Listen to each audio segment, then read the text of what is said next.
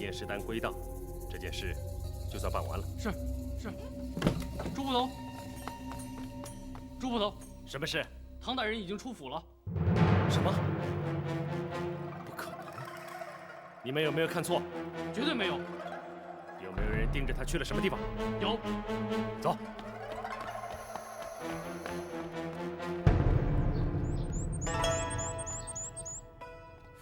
张公子，唐大人怎么还没有到啊？老先生，您不要着急，应该就快了。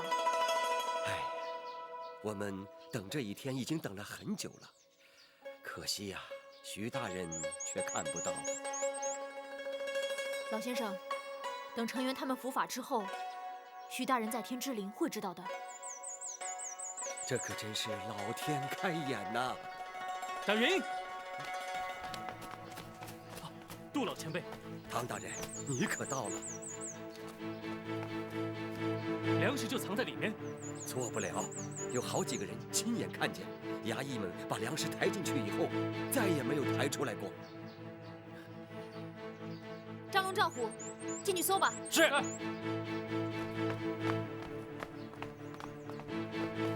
哎，且慢！如果我们把那个封条撕开的话，岂不是给成员一个机会去污蔑我们栽赃？这个顾虑没有错，是不能接风。那怎么办呢？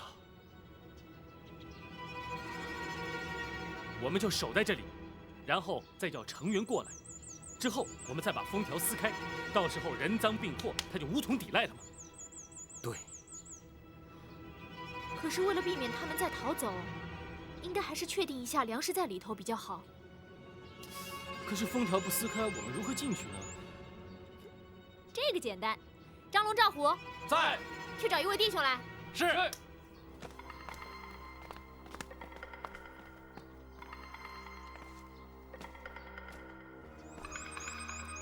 你们进去看看。是。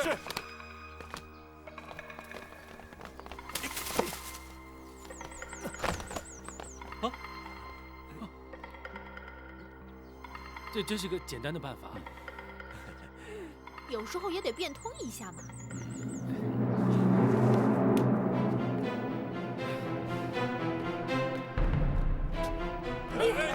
干嘛呀你？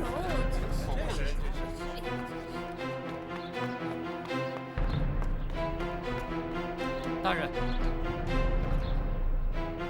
真的知道了，给我走！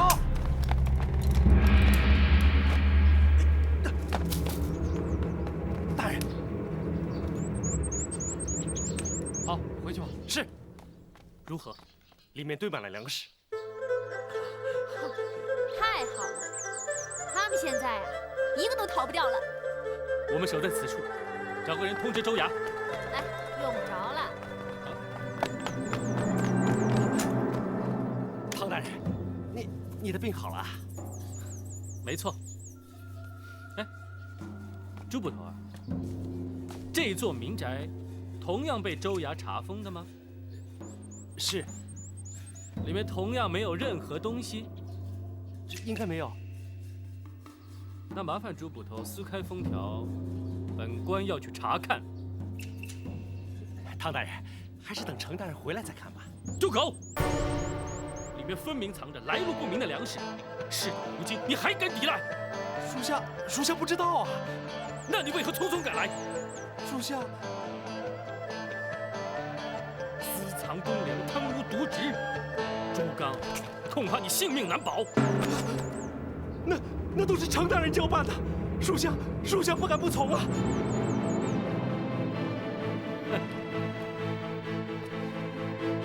虽然如此，但你也是难脱罪责，将他拿下。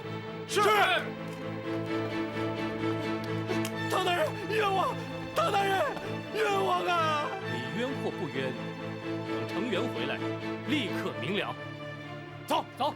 唐大人冤枉啊！冤枉！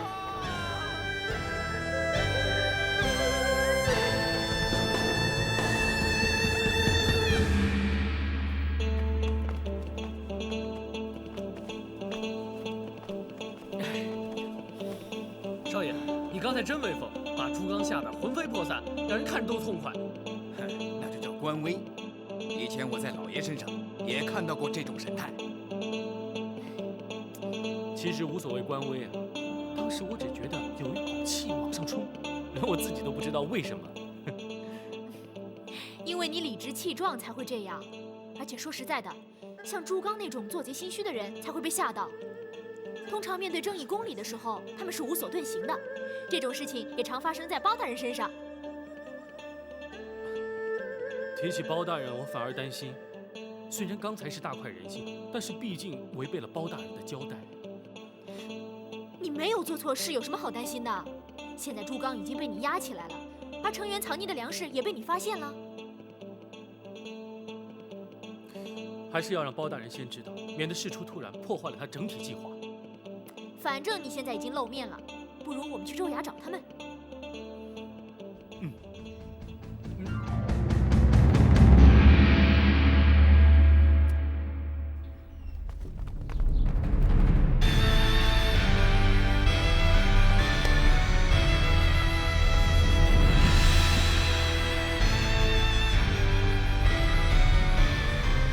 包大人，包大人，唐大人，你的病好了？下官在城内发现州衙私藏的大批粮食，已查封现场，并将捕头朱刚扣押。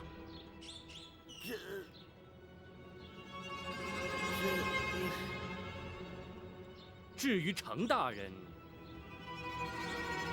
且慢，都进州衙之后再说。包大人，汤同判，本府说的话，你可是没听见？是。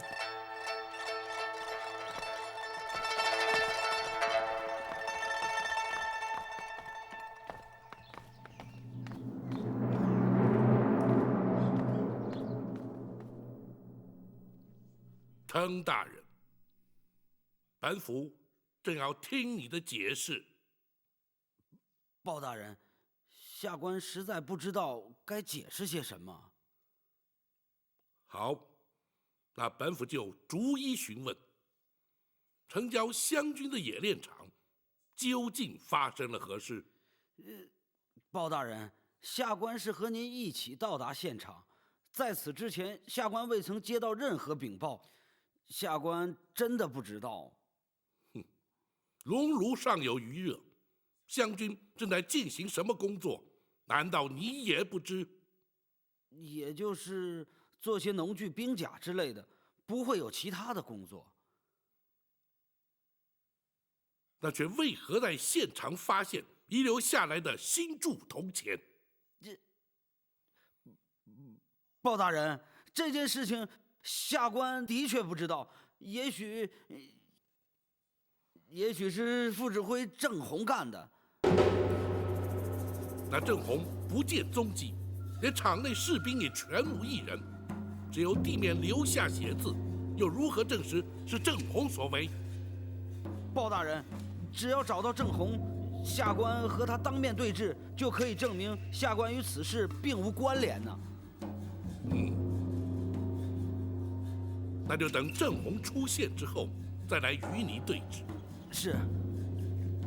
大人，那郑红分明就是谭护卫，本府理当让陈大人有辩白说明的机会。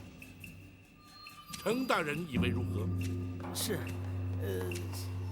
下官问心无愧。至于州衙私藏粮食之事，你又怎么说？包大人，这一定是朱刚偷偷犯下的罪行，下官一定查明惩处。可是朱刚说明明是你的主意，他只是奉命行事。包大人，朱刚一定是眼见唐大人发现了他的罪行，为求保命，所以诬陷本官。那请包大人明鉴呐。那就必须要陈大人与那朱刚当面对质了。可是朱刚一定会一口咬定是下官的主意。不必急，本府自会查明。唐通判，下官在。那朱刚如今扣押在何处？他暂时被下官扣押在通判府，由张龙、赵虎看管。那岂非于法不合？将他移来州衙大牢关押。但是，就交由陈大人负责看管，听候传唤。是，下官遵命。大人，朱刚只称程大人涉案，若是交由程大人看管，是不是不太合适？本府自有道理。程大人，下官在。你既然宣称与此事无关，倘若那朱刚脱狱而逃，或是因任何原因死在牢中，本府都将视为你蓄意杀人灭口，不但要追究官粮私藏之罪，而且要监办你杀人之罪，你可明白？下官明白。湘军副指挥郑红的下落，你必须立刻派人追查，同时发出海浦公文，将他通缉。朱刚暂押大牢，听候本府提审查明。是。只因在两岸真相未明之前，你难脱嫌疑。即日起，不许你擅离登州城，随时听候本府传唤。如若不然，莫怪本府将你依主谋罪嫌纠办治罪。是，下官遵命。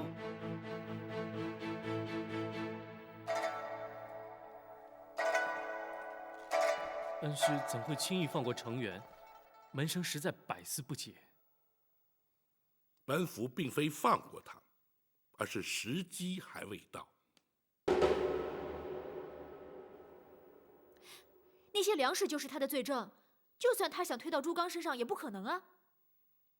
既然人证物证都已齐全，在超征粮食、官粮私卖、不法图利这些罪状上，他已难逃制裁，那又何必急于一时呢？大人把朱刚交由程元看管，又逼着程元非得保证朱刚的生命安全不可。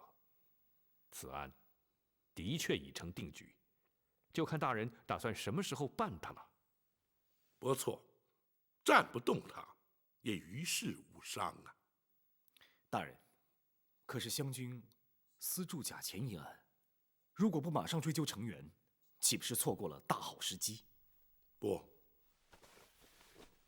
依本府推断，此案可能的确与程元无关。大人为什么认为与他无关呢？倘若私铸假钱，程元参与其中，又怎敢如此大胆，让本府去看演练场？如果他心知大人今天会去，昨天晚上毁灭所有证据，也不是没有可能。如果他心知本府今日必去，就不会留下假钱写字等物证，更不会杀了那些工匠，徒增本府对他的怀疑。再者，视察湘军是本府临时提出，他又怎会事先有所准备？难道真是郑红一个人干的？难说，可能连他自己都是在被人利用过后遭到灭口。本府将马汉留在现场，就是要他带着士兵，彻底循着写字清查。倘若程元并未涉及私铸假钱一案，恩师说时机未到，莫非是还想从他身上追查其他的罪状？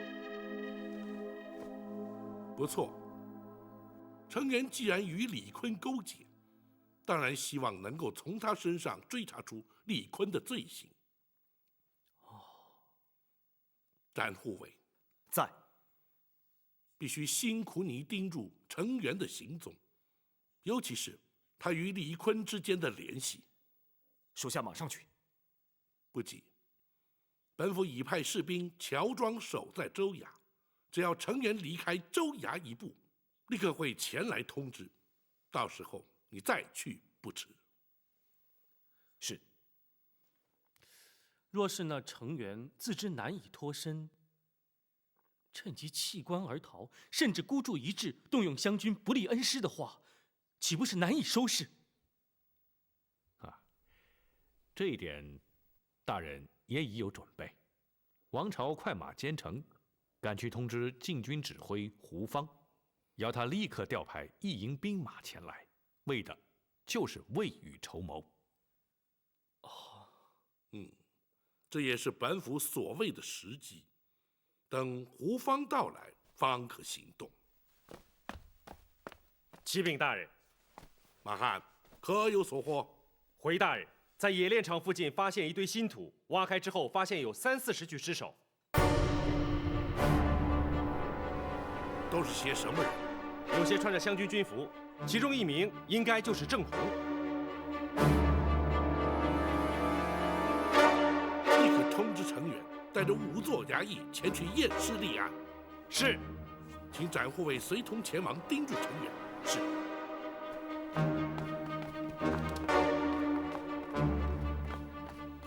此案牵涉已越来越大，稍一疏忽，就会让主嫌脱逃。此事不可不慎。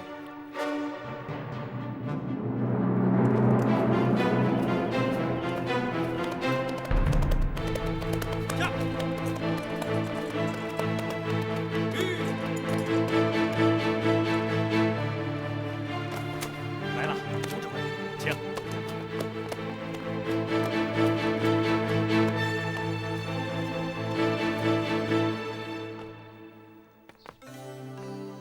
大人为什么要单独跟唐真谈话？大概是什么特别的事情要交代吧。希望大人不要因为他不听大人的话，擅自出面处理私藏粮食的事而生气。应该不会。我们都劝他不要出面，可他当时如果不出面的话，可能又会错过了机会。我明白。希望包大人不要责怪他，否则一定会打击他的自信心。展姑娘，我能否请教你一个问题？你问呢？算了，我还是不问的好。公孙先生，我的个性你应该很清楚，有什么话就直说，我不会怪你的。我是说，展姑娘可是对唐大人颇有好感。哎，展姑娘，冒犯之处莫要见怪。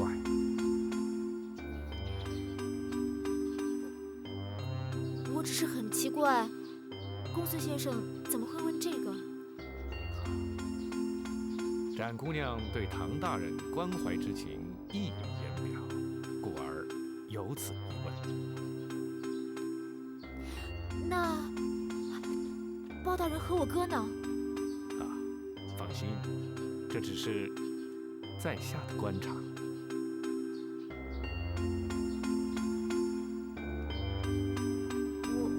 我也说不上来。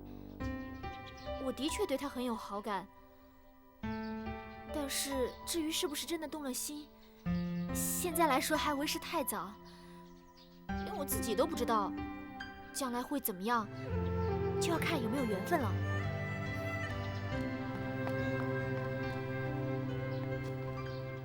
恩师是否对门生自作主张、公然露面而有所责怪？如果是呢？门生愿意受罚。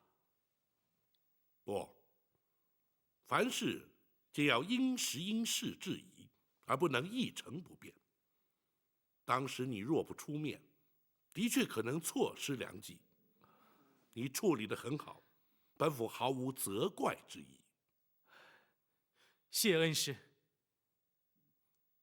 本府将你单独留下，是要你随时做好接管州衙的准备。此话怎讲？成员犯法已是事实，一旦将他查办，登州势必群龙无首。你身为登州通判，临时监管战代，势所难免。在朝廷派下新任知州之前，你是责无旁贷了。这门生阅历不足，恐怕难当大任。这就不对了。有谁在初当大任之时便是阅历丰富的？便是本府当初莫不也是如此？只要一心为公，清廉自守，当可无碍。门生定当谨记恩师教诲。大人，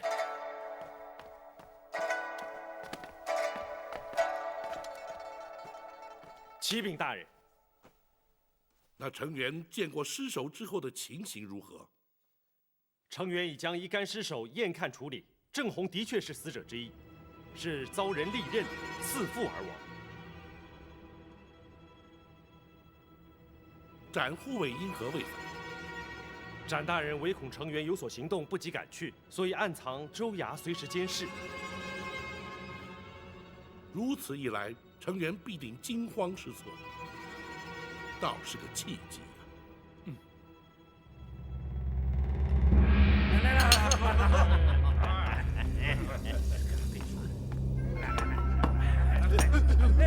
大人，大人，大人。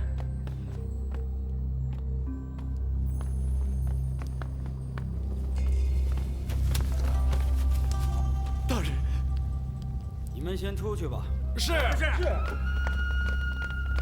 大人，你快想想办法放我出去吧。把你放出去，那我怎么向包大人交代呢？大人，朱刚，你的胆子也太大了，竟敢瞒着我私自藏匿官粮。可是，这都是你交代的呀。有谁能证明呢？你，朱刚，既然你已经被抓住了，你就一个人承担下来，这样我还可以帮你照顾一家老小。如果你一定要把我给扯进来，只要我死不认罪，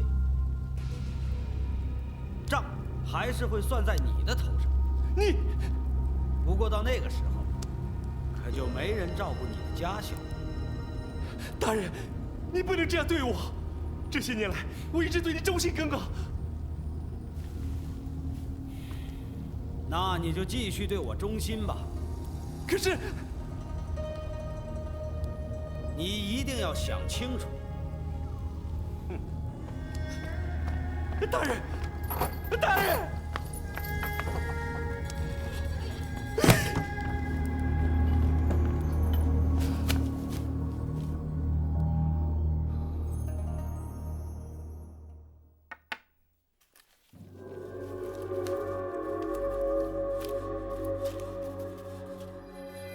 来人，在。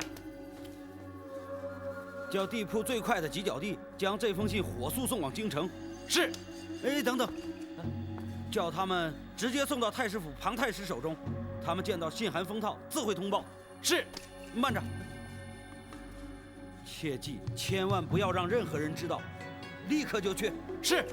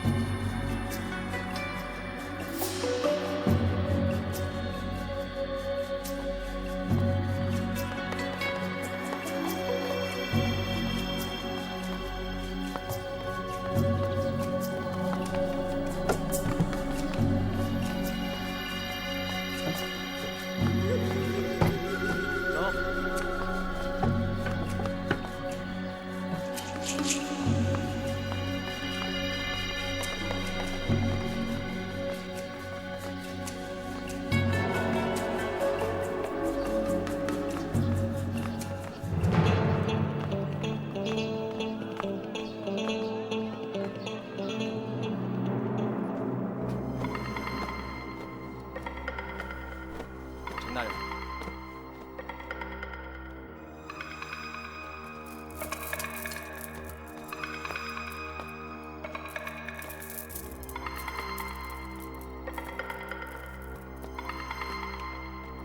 哦，程大人，你不是陪着包大人的吗？啊，怎么有空到我这儿坐坐呀？庄主，下官实在是碰到了一个棘手的问题，不得不来见庄主啊。有什么事说？今天，包大人在西城外的冶炼厂里，发现有人私铸假钱。哦，什么人有这么大的胆？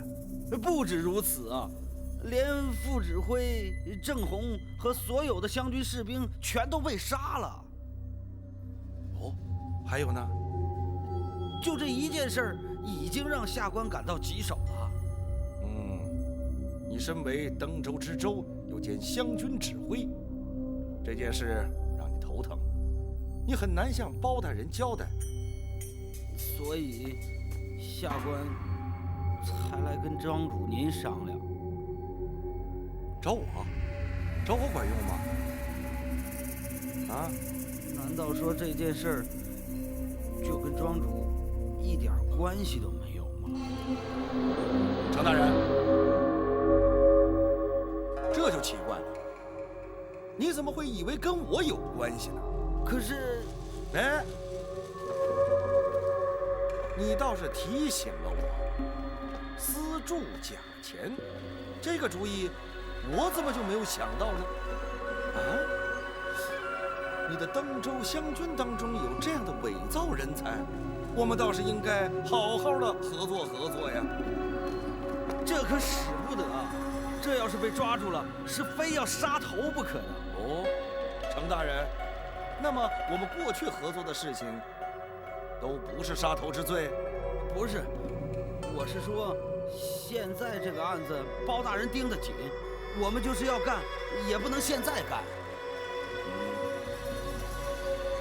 对，你说的很对，那就等他们走了以后再说吧。啊，可是庄主，还有别的事情吗？下官私藏了一批粮食，被包大人发现了，他迟早要追查到我头上，不知道庄主能否帮助解决此事？程大人呐，你怎么连这种事情都能够做得出来呢？我倒是一直不知道。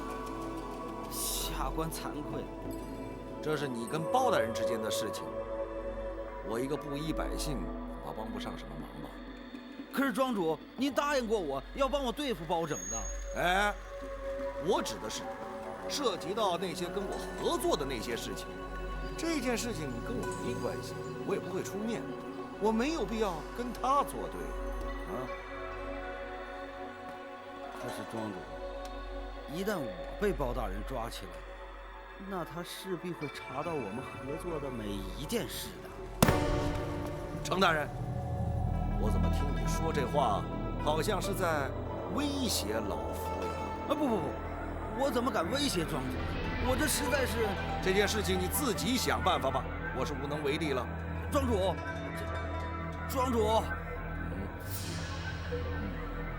程大人，你还是先回州衙吧。如果是包大人真的追查我们之间的事情，我们庄主一定会再想办法的。你还是先回州衙吧。庄主，好了，别想太多了。庄主，行了，好了啊，慢走啊，程大人，不送了。庄主，包大人真的在追查假钱的事，会不会？不要担心，你和段武把那些手下处理得怎么样了？段武已经把他们集合起来，马上就会把他们一起解决掉。这快，留下就是祸害。是，庄主，程元的事情真的不管？当然不管，我们不能惹祸上身呐。要是他供出和我们合作的事情，他口说无凭，包拯动不了我。是。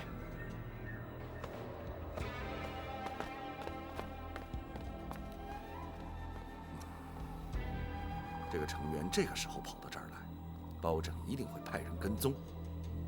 严冬，你去看看。要我杀了跟踪的人？我不会那么便宜你，你就当做保护我不受伤害。至于杀不杀人，那是你的事情，可不算3个名额之内啊。你的是算计的够精。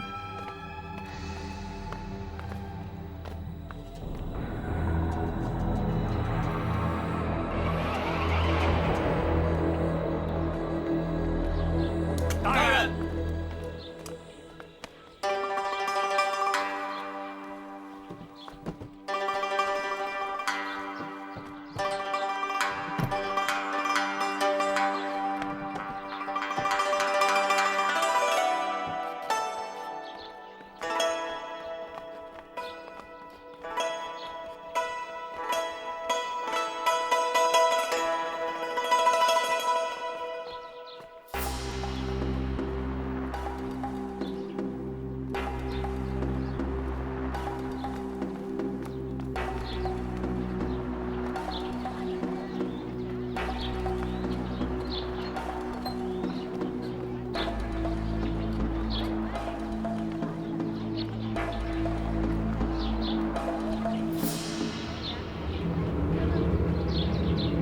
朋友，出来吧。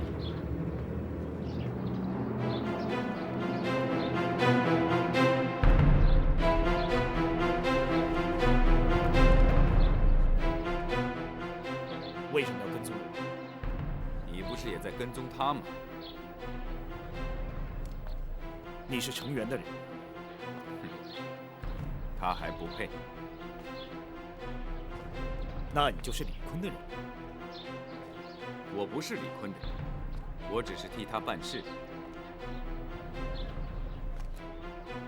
那你为什么要跟踪我？让你不要再管李坤的事。凭什么我就要听你的？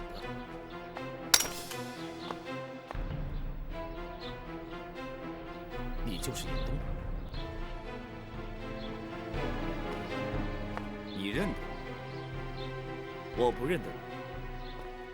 我只知道李坤的身边有一位用刀的高手，我倒想试试你的第三刀。哼，只怕第一刀你就接不住。展云都可以接住，我也一定能接住。你不用第三刀，你是摆平不了这件事的。你是在逼我？我没有逼你，我只是奇怪，辽东严家严三刀，怎么会有你这种后人？你到底是什么人？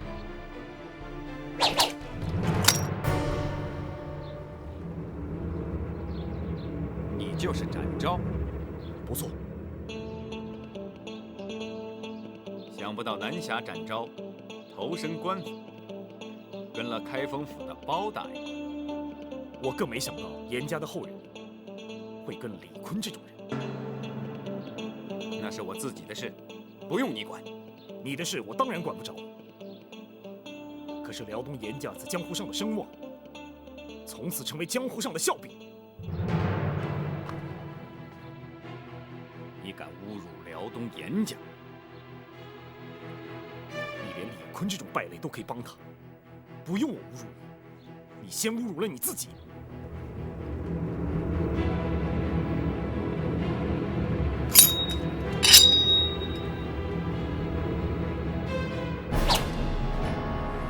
用你的第三刀吧，否则你打不过我。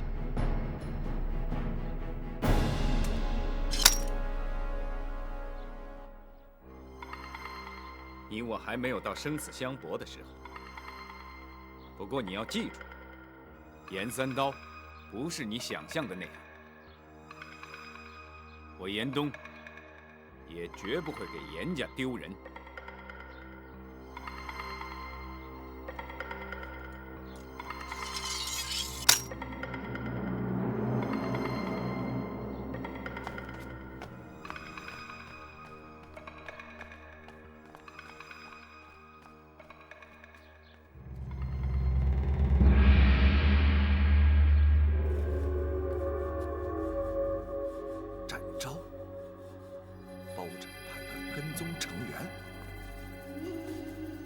不错，他已经盯上你了。记得你说过，即使遇上展昭，你也能确保我的安全。我是说过。那就好。不过我自己不死也会重伤。那是你自己的事。不错，那是我自己的事。不过再要我动手对付别人的话，我恐怕就无能为力了。那好，就先别急着动他。不过，到了必要的时候，我可就顾不及你了。你放心，我们之间的约定是不会打折扣的。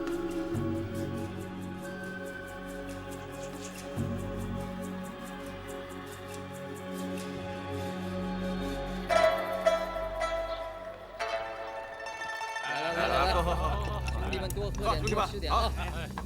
敞开喝啊，多吃点啊！好，哎，晚上啊，晚上，晚上，来，喝。庄主为了犒赏大家，特意安排了这顿酒席，大家呢尽管的吃喝，吃完之后呢，每人可以拿1贯铜钱。来，干了！哎，兄弟们，来，听我说2句。迎宾楼正在歇业，楼里的厨房、伙计在上完菜之后，我把他们全打发走了。可是呢，楼上的姑娘却一个都没有离开。哎，谁先喝完3杯的，谁就可以先上楼。好，来，喝，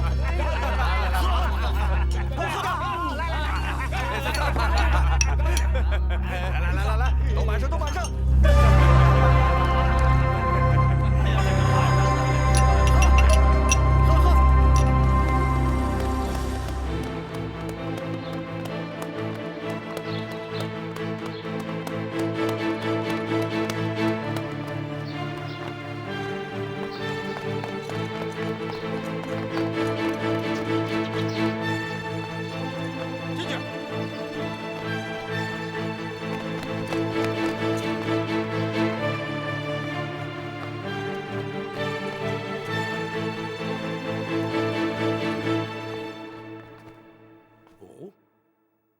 依展护卫所言，那个叫严冬的武功竟然如此高强。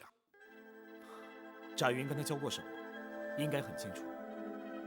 我只跟他试了2刀，第3刀不知道能不能接得下来。他的第3刀一定是2败俱伤的招式，不在生死关头，他是不会使出来的。既然如此，将来要去抓李坤的话，他岂不会是个阻力？还不至于。对于他，我还有点把握。启禀大人，王朝回来了。启禀大人，胡方的兵马已经进城了。好，立刻前往州衙，将成员逮捕归案。是。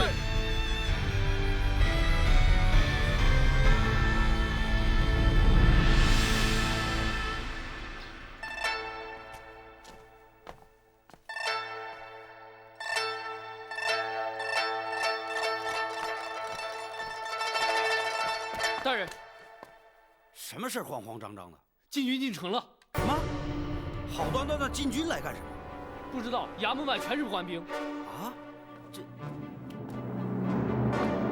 程大人，胡指挥，你怎么把禁军带到城里来了？本座是奉了包大人之命，带兵进城替换湘军。这件事我怎么一点都不知道呢？哼，若是让你知道，岂不是有让你有了逃脱的机会？包大人，您这话什么意思？下官听不明白。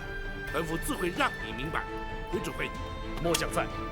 州衙的衙役暂且停止后传，一概由你禁军士兵替换，派人紧守4门，在未得本府谕令之前，严禁任何人擅自进出。末将遵命。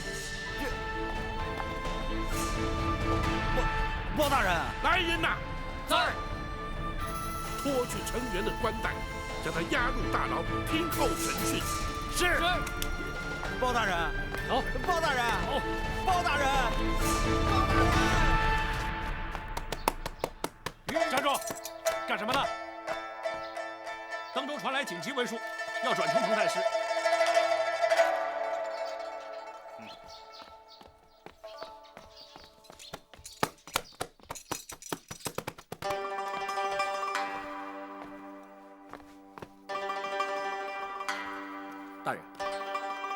登州来的家禽信件。哦，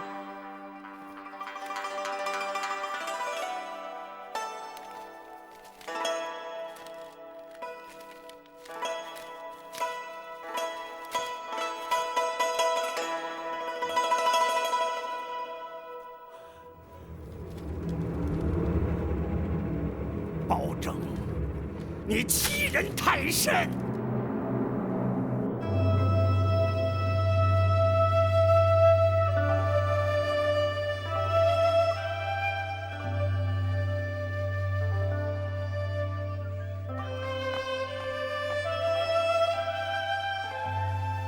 启奏娘娘，什么事？庞太师求见。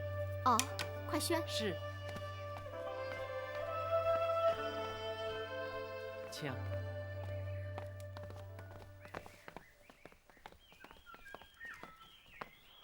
老臣庞吉叩见娘娘千岁，千岁。太师平身。谢娘娘。女儿见过爹爹。免礼。爹，今天怎么有空过来呀？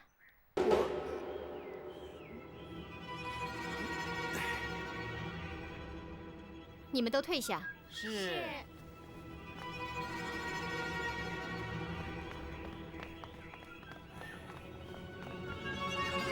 爹，究竟发生什么事了？无论如何，你要救你表哥一命啊！啊，程元。走，走。进。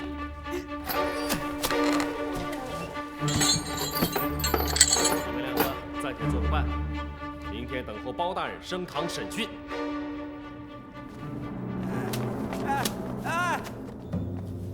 大人，您怎么也关进来了？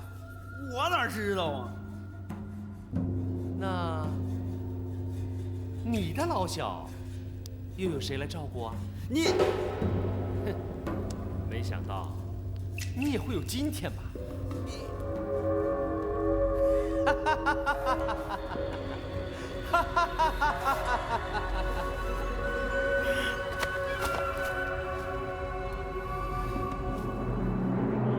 说起来都怪爹，我和包拯一向不和。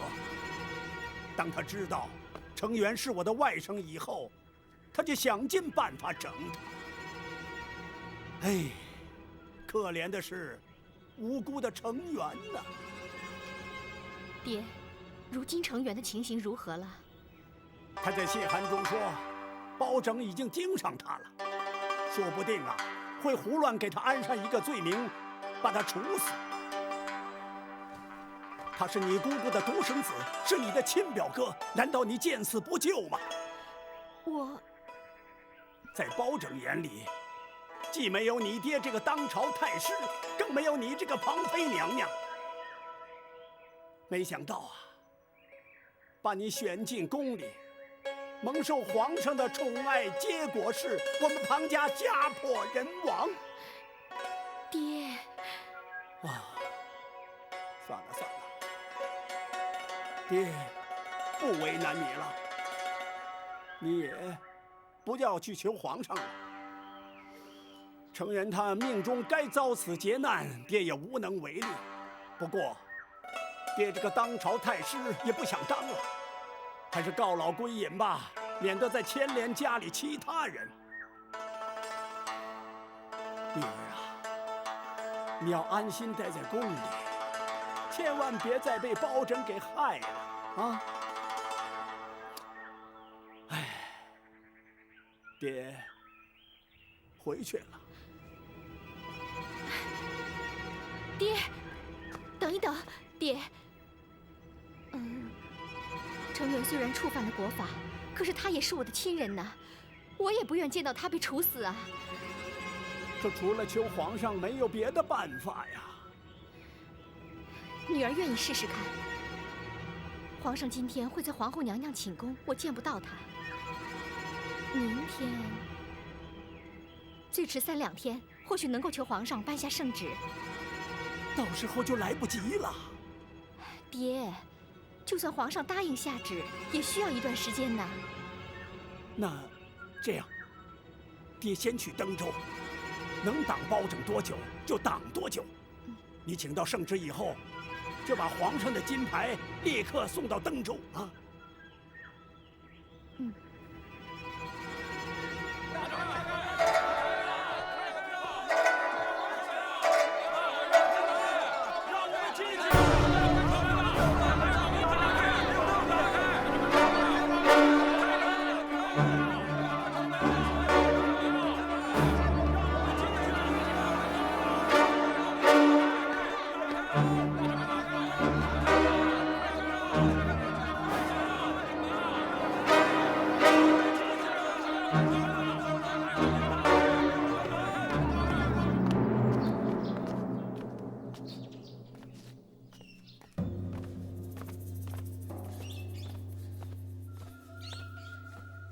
庄主，事情都已经办妥了，都处理掉了，都死在段武的手上，一个都没漏。段武，别不高兴，人手不够，再补嘛。啊，刁赞在。从钱庄给段武先拨50贯。是，庄主。多谢庄主。别谢我。啊。有赏有罚，啊，只要你们听话，别犯错。是。庄主，包大人把禁军都调进城了，一定是程元出事。我们要不要先做准备？用不着，我们只是商人。即便是程元把我们供出来，我们推说不知道。哼，包拯在没有证据的情况下，他也不能把我们怎么样。可是，毕竟有很多事情是明显的官商勾结呀。你可以说是官商勾结，也可以说是受官府的势力强迫。那有谁能证明呢？啊？庄主真是高明啊。不过这阵子你们要收敛点。我虽说不怕包拯，但是也没必要惹麻烦上身呐，明白吗？是。等他们离开登州，无论下一任的知州是谁，我都有办法尽快的恢复原样。哼，我就不信这天底下有不爱钱的官儿。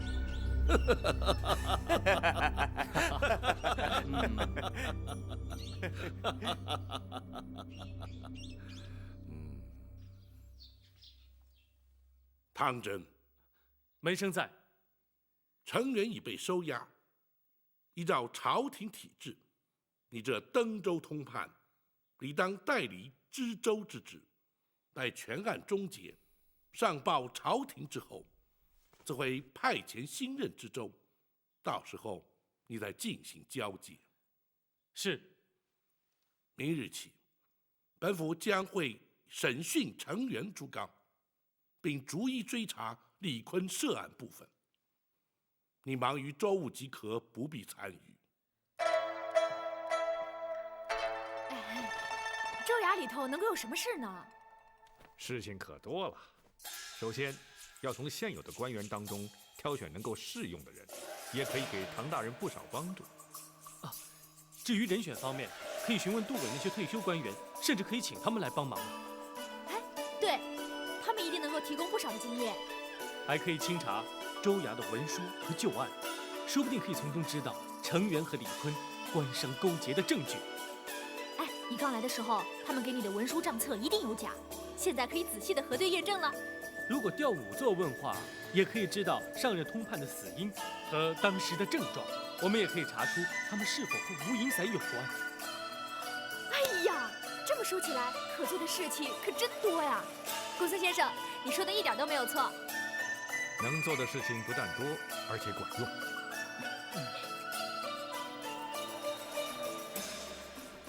大人，看来唐真真的可以当一个不错的官。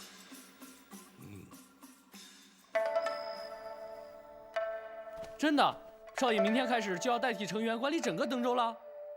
只是暂代，等新任知州派来之后，我还是干我的通判。那没关系，至少这段时间，除了包大人，少爷就是登州最大的官了。那又如何？只是责任变得更重罢了。少爷，这的确是好事啊。如果老爷在世的话，也一定会替少爷高兴的。嗯。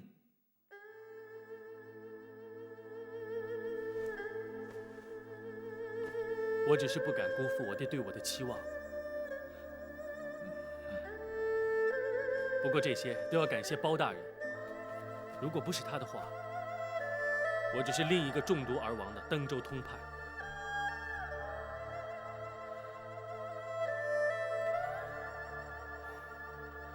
接下来呢，就要看我有多少能力了。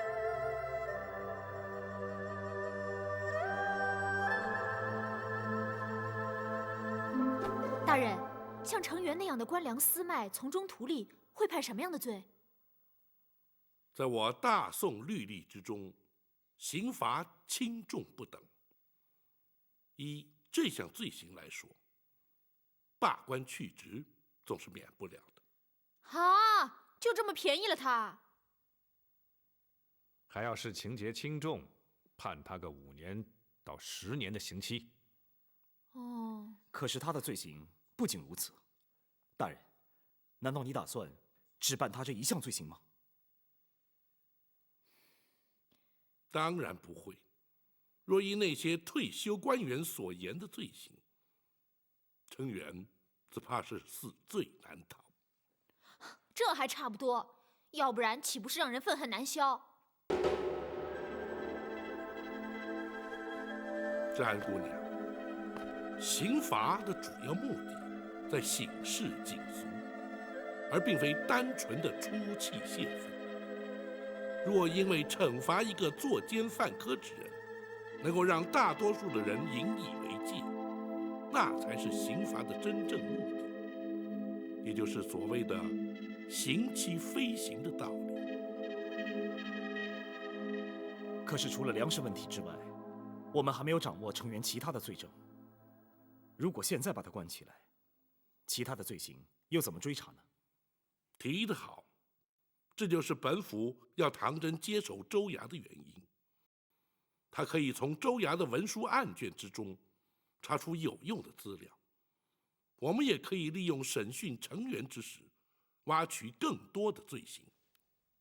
大人，程元跟李坤既然相互勾结，如今程元已经押在大牢，那李坤应该有所举动才对。不错，胡方的兵马守住城门，防止李坤逃出城外。我们也必须密切地监视他们的行踪，甚至于前去试探于他，来确认他的动向。如果严冬保护他逃走，守城的士兵一定挡不住他。大人，还是我去盯着他吧，盯住严冬就没问题了。那就有劳展护卫。是。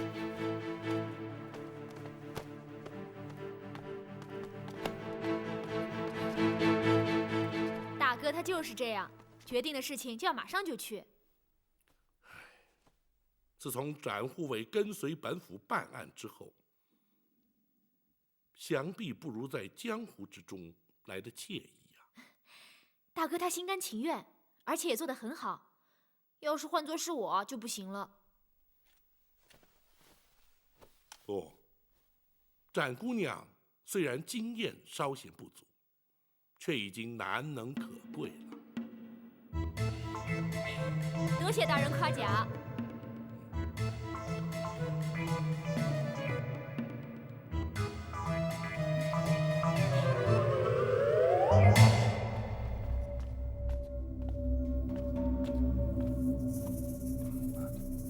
你可以休息了。我在等你。等我？不错。我要知道，你是不是打算离开登州？你这是什么意思啊？包大人已将登州城4座城门封闭，防止你逃走。我为什么要逃跑？他抓程元是假，抓你才是真。我们又没有把柄在他手里，哼，他抓不了我。我说过，还有刁赞和段武。我也说过，他们2个人是不会出卖我的。刁赞也许不会，段武，就很难说了。那是你平时老是看他不顺眼，那是另外一回事。唐真能从无影伞底下逃出一死，那去毒之人，难道就不知道他中的是什么毒？知道又怎么样？知道无影伞之后，就可能查出段武，再加上程元的证词，你能确认构不成抓你的证据？如果你想要逃出登州，趁早决定，我还有把握把你带出去，否则就很难说了。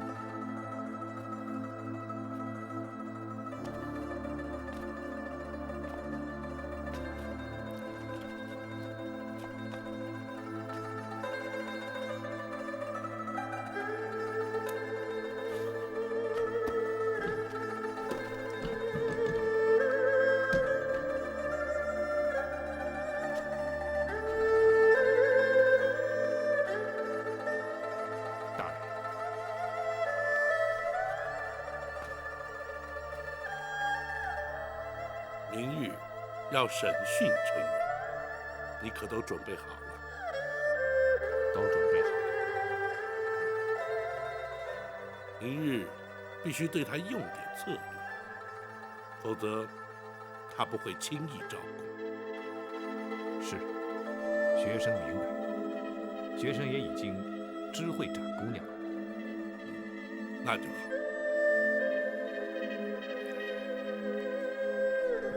大人，可是为了如何抓到李坤的罪证而苦恼。不，虽然并不容易，但是只要花点心思，不难查出。本府担心的是程元。学生不明白，大人担心什么？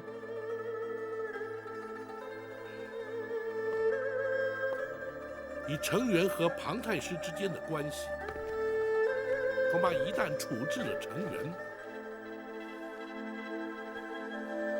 本府与庞太师之间的矛盾只会越来越深。大人是担心遭人非议，误以为大人是蓄意针对庞太师，而将程元治罪的。不，本府执法一生，向来对事不对人。若是计较人言，也不会办案至今。对本府而言，只要问心无愧，毁誉得失都无足轻重。既然如此，大人又何须顾虑呢？庞太师虽是父以女于贵，坐上太师之位，但既然同朝为官，总不能交相攻讦，那岂是朝廷之福？程元一案，只怕会雪上加霜，今后难有明日了。大人一心为国，天下皆知，想必皇上心中也都明白。皇上虽贵为一国之君，却难免也要顾及庞娘娘的颜面。大人是皇上为了登州通判之事才被派来登州的。正因为程元和庞娘娘的关系，无人敢查办此案。倘若大人将程元治罪，无论庞娘娘的反应如何，皇上都应该力挺大人才是。倘若仍然听信唐娘娘的谗言，岂不是令人心寒？臣论君妃有悖纲常，此事不提也罢。是，学生失言了。无论如何，成员既然涉案，就该依法惩处，其他皆不足虑。即使如此，触怒了庞娘娘，而遭皇上斥责，本府也甘之如饴。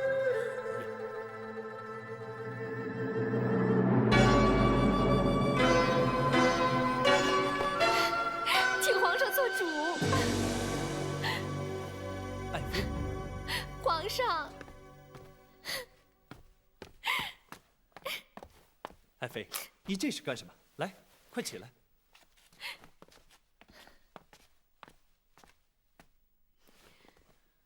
快跟我说说，是谁欺负你了？皇上，是包拯包大人。爱妃瞎说，包大人已出京数日，何来对爱妃有所不敬啊？皇上，包拯可是奉旨去了登州。是啊，是朕命他巡视海防边境的军务啊。可是他却去了登州城查成员的州政。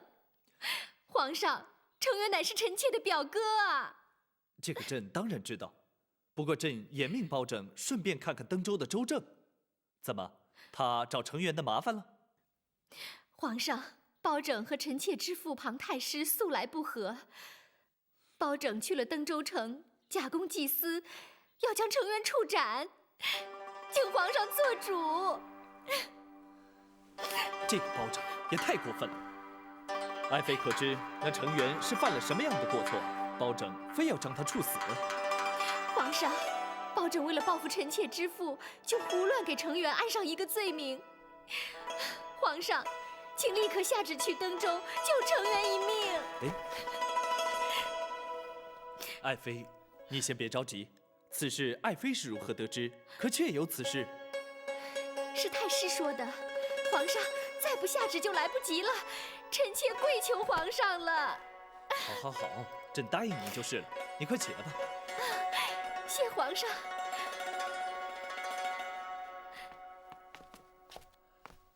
来人，在。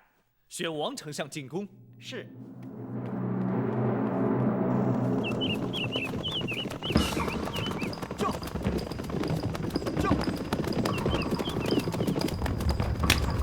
庞顺，快点儿，给我再加快呀！快点儿，知道吗？快呀！就！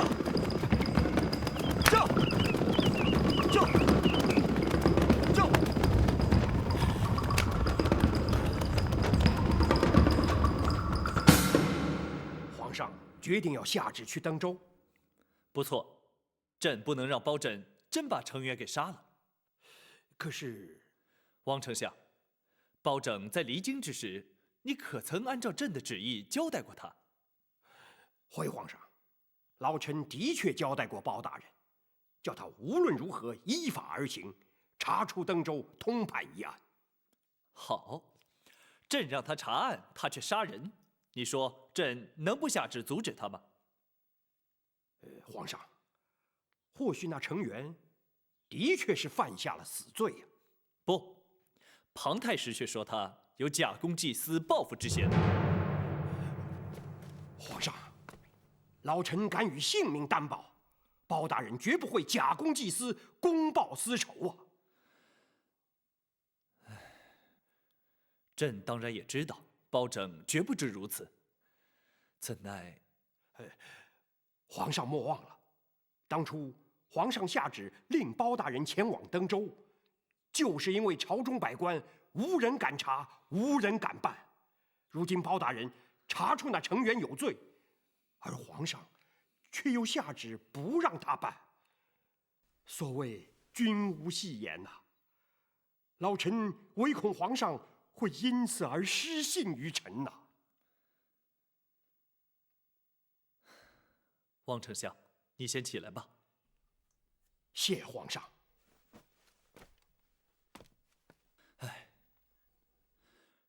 朕不是阻止包拯办案，只是那程元果真犯下了如此大罪，可以移回京城再办，也不至于急着将他处死啊。皇上，这样吧，那程元果真犯下死罪，朕绝不姑息。不过要包拯暂停执行死刑，待回京后再议。朕意已决，待朕修旨一道，你以金字牌醉素剑送抵登州。老臣遵旨。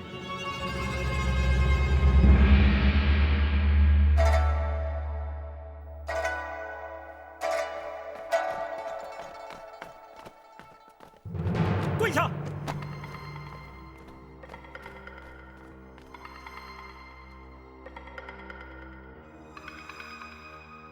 包大人，下官实在是冤枉啊！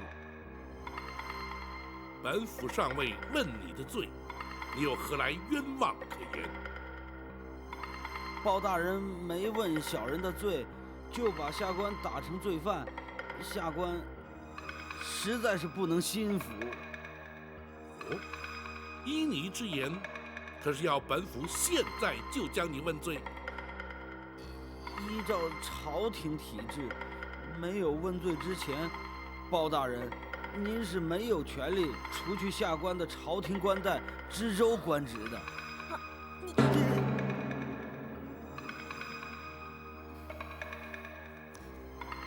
好，既然如此，本府就传令升堂审讯。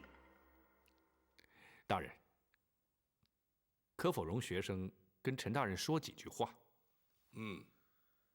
说吧。是。程大人，包大人让你来厅中问话，对你来说已经是网开一面了。倘若一旦升堂问罪，请出那先斩后奏的御赐铡刀，只怕程大人当堂就得命丧在虎头铡下。别跟他说那么多了，就请大人赶快升堂吧。哎，包大人，饶命啊，包大人！程元，你怎么说？下官知错了，请大人就在厅中问话吧。下官有问必答，绝不敢隐瞒。好，本府问你，私藏官粮的究竟是你还是朱刚？是朱刚，下官并不知情啊。胡说！官府查封的民宅，分明贴着州衙加盖官房的封条，没有你的命令，谁敢用印？衙中的捕快衙役，虽说是朱刚下令搬运粮食，然而却有多人指认。见你前去查看，你又岂能推说不知？下官，朝廷规定，缴粮多少，你抄征又有多少，不难从州衙文书账册与农村农户缴粮记录比对查出，你又怎敢抵赖？包大人，下官知错了，下官是一时起了贪念，下官坦白认错，还请包大人从轻发落。从轻发落？哼！以本府之见，你是死罪难逃。包大人，下官纵使有罪，也罪不至死啊！超征粮食，贪赃图利，或许罪不至死，然而你却仍旧犯下必死之罪。大人，本府问你，唐真唐大人所中之毒是谁下的？这下官不知啊。徐谦徐大人又是如何死的？他是寿终正寝的，公孙先生验过尸的。当时我就已经知道，徐大人是死于无影散之毒，只是没有告诉程大人罢了。啊！还有，那前任通判陆星，以及好几位退休官员之死，恐怕你也难逃罪嫌。包大人，这个小人不知啊，这都是李坤派人干的。展姑娘，这李坤，可是你曾向本府提及的钱庄庄主。是啊，这位四海钱庄的李庄主，好像和程元的关系非比寻常啊。不，小人一向是以官府身份同他往来的。不论你是以何种身份与他接触，你又怎会知晓是李坤派人下的毒？难道是你与他同谋，或者根本就是你支持下毒？不是，包大人，我实话实说，那都是因为他们妨碍了我跟李坤生意上的合作。我询问他该如何处置，是李坤自己说要毒死他们，小人实在不是主谋啊。那李坤又是派何人下毒？银沟毒坊的段武。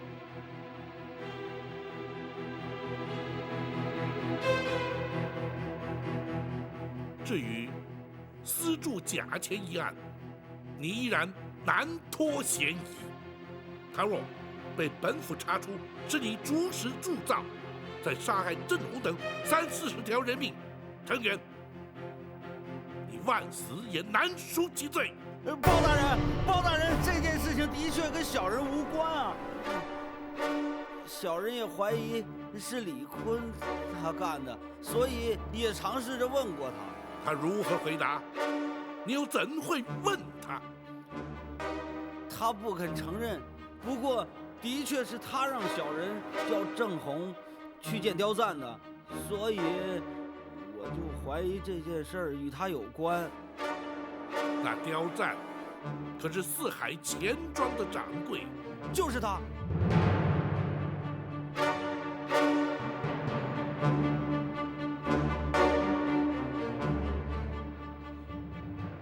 程远，你的证词，本府将会作为呈堂证供，你可明白？小人明白，还请包大人从轻发落。哼，公孙先生，学生在，让他画押。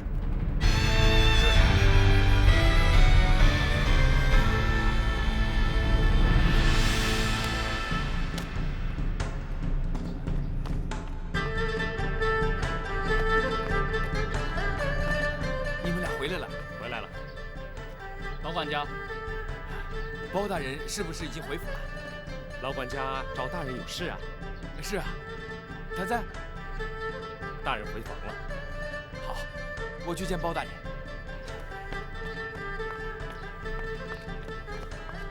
他又急什么呀？他那么高兴，应该没事。包大人，包大人，包大人，包大人，包大人，唐福来叩谢包大人。快起来吧！谢包大人。你因何要谢本府？少爷能保住性命，又能暂代之州增加历练，全仗包大人的提拔。不，并非本府提携于他，朝廷规制本该如此，就看他是否能够尽心尽力了。一定能。本府也确信他不会有负所托。等全案结束之后，少爷就可以安心待在登州了，同时又可以把少夫人迎娶过来了。少夫人，唐大人娶亲了？这是老爷生前定的亲事。少爷服丧3年之后，先进了礼部，接着又来到了登州，一直没有时间成亲。包大人，到时候你一定要来参加他的婚宴了。好，本府一定参加。是。唐服告退。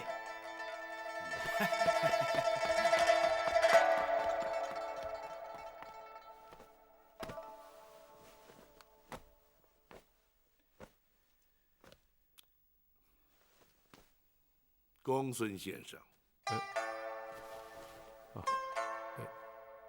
大人，怎么了？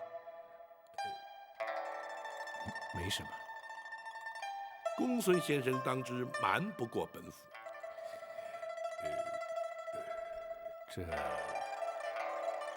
唐真是否娶亲，又怎会让公孙先生如此震惊呢？大人，学生是担心展姑娘。这又与展云有何关联？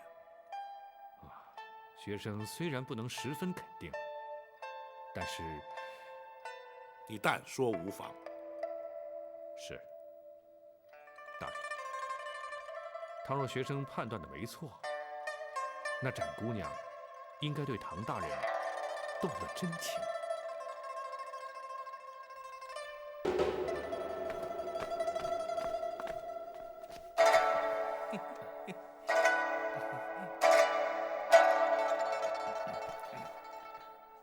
诸位大人，唐大人，成员贪赃枉法，已被包大人扣押待审。登州由下官以通判之职暂代知州，处理州务，特请诸位大人前来稍作说明。唐大人接掌登州，乃是国家之大幸，登州百姓之大福啊！是。下官年轻识浅，阅历不足，尤其对登州州务更加欠缺了解，希望诸位可以多多的帮忙。不敢。唐大人，那成员既已被收押，就该立即审讯，依法定罪才是啊。是，包大人已传他问过话，如今尚需搜集成员的罪证，方可定罪宣判。下官请诸位大人前来，就是希望能够多加协助，尽快取得他的罪证。是啊。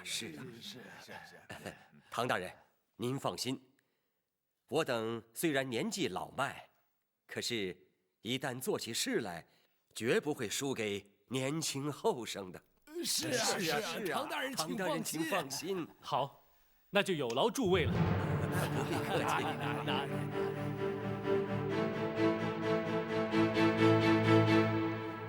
唐真既已定下亲事，绝无道理毁去婚约，恐怕展云要受到不小的打击。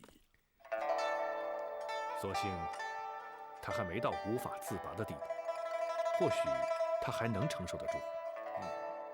此事不宜拖延，必须尽早让他明了实情，以免越陷越深。是，学生会找机会点醒于他。不，她是展护卫之妹，这种事还是让展护卫去处理较为妥当，也免得伤及展护卫的颜面呢。是，大人，原本要展云陪同唐真一起到李坤府邸试探于他，如今是否依旧进行？还是要做，不能因为他们二人之间可能产生的困扰而影响全局。再者，倘若刻意回避，反而弄巧成拙，更加不妥。是，大人。等唐真由州衙回来之后，学生便约他们一同听大人吩咐。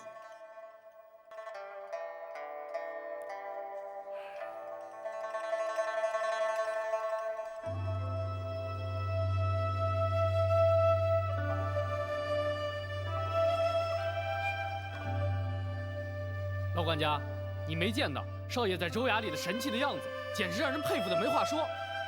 那当然，站在少爷身边，我都觉得自己挺神气的，好像连我也是个官了。如果让你当了官，老百姓就倒霉了。哎，老管家，你就那么瞧不起我？不是我瞧不起你，当官没那么容易。像程元这样的官，不就是杀人的刀吗？唐福说的没错，官员掌管着朝廷赋予的权势，若是不能知所节制，并且常存为民谋福之心，稍有不慎，就会成为朝廷百姓的祸害。我知道少爷绝不会这样的，不但我要时时警惕，你们呀也要随时的督促我。当然，更加不许你们仗势欺人、胡作非为了。是。唐真。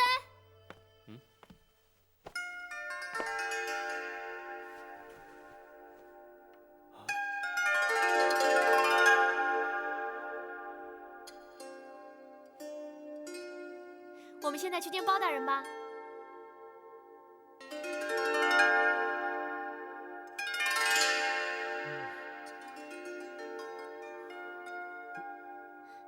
你们3个人干什么？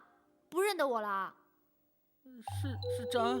哼，现在可以叫我展姑娘了。展姑娘，你怎么又换回来了？现在李坤那边的人全知道我是女人，我干嘛还要装下去啊？可是，干嘛？不喜欢？那我再换回男装吧。哎，别，还是这样好。展姑娘，这么标致的姑娘，还是女装的好啊。是吗？不错，你恢复女装啊，实在好太多了。现在不会怕别人说闲话了吧？当然不会了，展姑娘取笑了。干嘛不叫我展云了？展姑娘显得好陌生哦。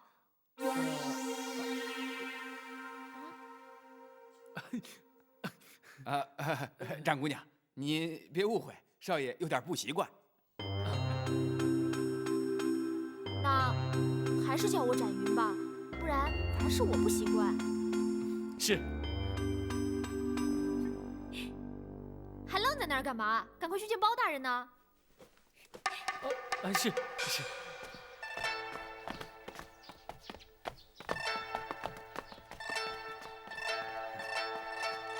展姑娘的确是个开朗大方的姑娘。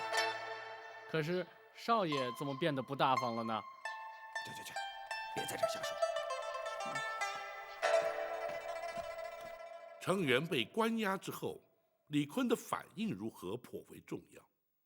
本府要你前去试探一番，也好准备好因应对策。是，不知道恩师想要试探他哪些反应？看他是有恃无恐，亦或是惊慌失措，是胸有成竹，亦或是方寸大乱。不妨以程元坦诚关张勾结之事作为试探，听听他的说辞。更重要的是，根据他的反应来推断他可能的动向。是，门生稍后就去。为防万一，本府会派张龙、赵虎陪你前去。哎，大人，那我呢？少了我可不行啊！当然少不了展姑娘，真正保护唐真安全的，非你不可。我就知道唐真这辈子都少不了我。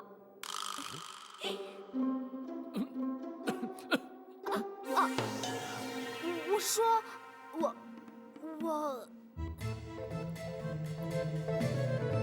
展姑娘，你只要特别留心严冬就行了。张龙、赵虎可以对付其他的人，绰绰有余。我知道。展护卫一直在李坤府外守候，如有需要，可以请他接应。你们去吧。是。是。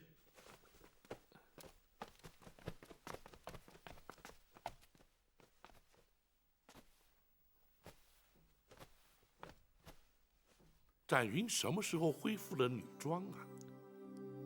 不但如此，他还刻意修饰打扮了一番。这么说，大人，学生的确没有看错。但愿他那率直的个性，能够帮助他度过这一段情过。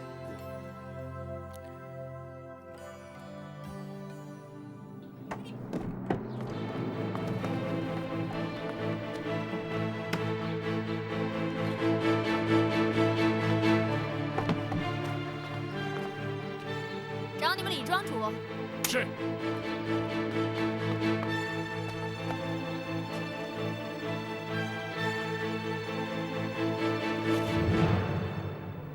唐真要见我，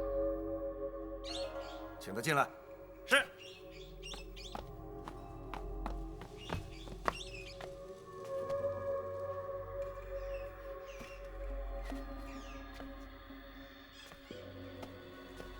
他来干什么？如果要抓你，来的必定是包大人。哼，他根本就没有证据抓我。哼，我倒要看看他打的什么主意。几位里边请。请。哎呀，唐大人，哈哈，稀客稀客稀客呀！请，请坐，请坐。哎呀，哈哈哈哈哈！李庄主，这位是展云展姑娘，你还记得吗？啊，记得，当然记得。不过，展公子却变成了展姑娘。不管是公子还是姑娘，我想李庄主都不太愿意见到我吧。哎呀，展姑娘的言辞还是那么的犀利无比呀。哦，那要看是对什么人了。哎，这说得好，说得好。不知唐大人过府有何指教啊？成员阴暗被压，想必李庄主必有所闻吧？哦，竟有此事，老夫还是真的不知道。不管你是不是知道，从今天开始，登州州衙已由本官暂代管辖。今天特来告诉李庄主，那要恭喜唐大人了。那李庄主是不是要像对程元一样，给唐大人也在钱庄里开个户头啊？展姑娘此话何解？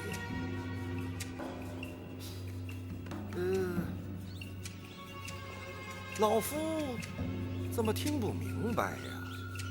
哎，你忘了上回我们在此地的对话了吗？啊？哦，展姑娘指的是这个呀。哎呀，真没想到，唐大人竟然亲自出马，向我这种殷实的商人索要贿赂。李庄主，唐大人，无论你打算怎么样对待老夫，老夫自经商以来，一向是脚踏实地，将本求利。唐大人若是向老夫索贿，哼，老夫是绝不接受。唐大人并没有向你索贿，而是你和程元之间。我从未给过程大人任何贿金。你钱庄里没有他的户头？当然没有。唐大人，若是不信，请立马到钱庄里去查。那倒不必，我相信查不出什么来。哎呀，多谢唐大人对老夫的信任。